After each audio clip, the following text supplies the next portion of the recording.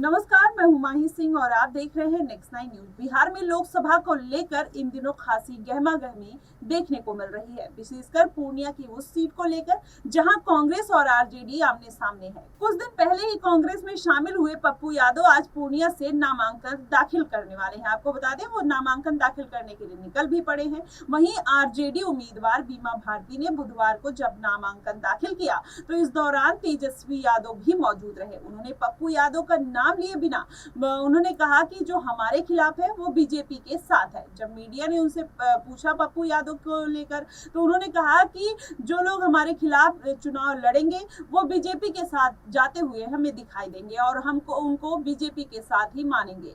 ऐसे में हम ना किसी का नाम ले रहे हैं और वो जनता के ऊपर छोड़ दीजिए, जो जैसा करेगा वैसा भरेगा, लेकिन वो हमारे साथ नहीं तो बीजेपी के साथ है। साफ तौर पर यही बात है। मैं तो अपने प्रत्याशी के बारे में जानता हूँ, कौन कहां से क्या कर रहा है, हमें दूसरों के बारे में क्या पता। हमने अपनी पार्टी को देखने के हिसाब से गठबंधन किया है और हम अपनी पार्टी के हिसाब से काम करते हुए दिखाई देंगे। उन्होंने कहा कि बीजेपी और जेडीयू को उन्होंने निशाने पर लेते हुए कहा कि 17 साल से यहाँ भाजपा और जेडीयू की सरकार है और 10 साल में केंद्र में बीजेपी की सरकार है। लेकिन पूर्णिया विधानसभा की बात करें तो 7 बार से बीजेपी का विधायक यहाँ पूर्णिया सीट पर है, लेकिन फिर भी वहां कुछ काम नहीं हुआ। लोगों ने तो लगातार बीजेपी को प्रचंड बहुमत दिया, लेकिन पूर्णिया से अब तक एक एयरपोर्ट बनकर तैयार नहीं हुआ। जबकि पूर्णिया की धरती पर 2014 में प्रधानमंत्री मोदी ने ऐलान किया था कि उन्होंने आगे कहा था कि अमित शाह जी को तो जानकारी का ही अभाव है। पिछली बार पूर्णिया आए थे तो कहे थे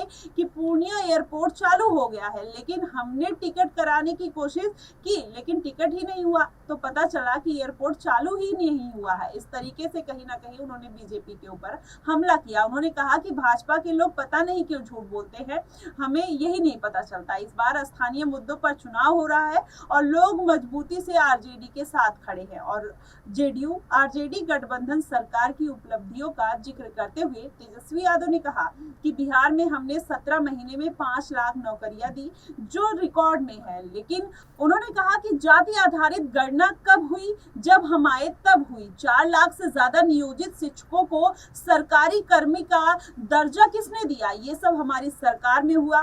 ऐसे में हम जो काम करते हैं और जो हमारे कार्यकाल के दौरान सारे काम हुए उसमें बीजेपी के परिवारवाद के लोग आरोप लगाते हुए उन्होंने कहा कि एनडीए ही परिवारवाद को बढ़ावा देती है और परिवारवादियों को ज्यादा टिकट दे रही है और वो हमारे ऊपर हमला करते हैं कि हम परिवारवाद के लेकर चलते हैं और हम परिवारवाद को बढ़ावा दे रहे हैं। ऐसे में उन्होंने बीजेपी के ऊपर हमला इस बात को लेकर किया। लेकिन क्या वाकई में परिवारवाद को बीजेपी बढ़ावा दे रही है या आरजेडी या विपक्ष की तमाम जो पार्टियां हैं वो परिवारवाद को बढ़ावा देती हुई नजर आती हैं? फिलहाल आपकी इस पे क्या प्रतिक्रिया बनती है, आप हमें कमेंट सेक्शन में जरूर बताइएगा। फिलहाल के लिए बस इतना ही।